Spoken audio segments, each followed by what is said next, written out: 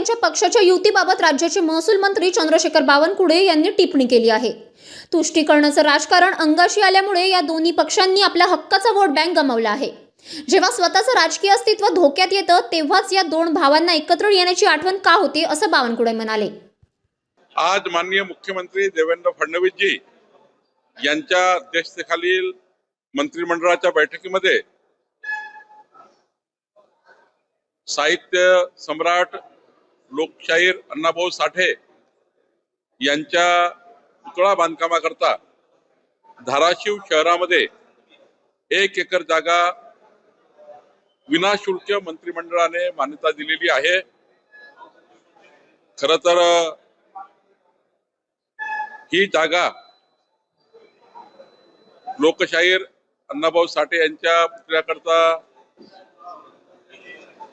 देण्याकरता आमचे राणा जगजित सिंग जी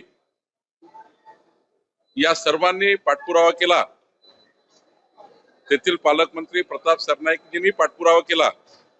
आज ही जागा धाराशिव नगरपालिकेला देण्याचा निर्णय या ठिकाणी झालेला आहे। एक भव्य स्मारक या ठिकाणी लोकशाहीर अण्णाभाऊ साठेचं होणार आहे। आज या ठिकाणी आपण सांगितलं की युती झाली आहे।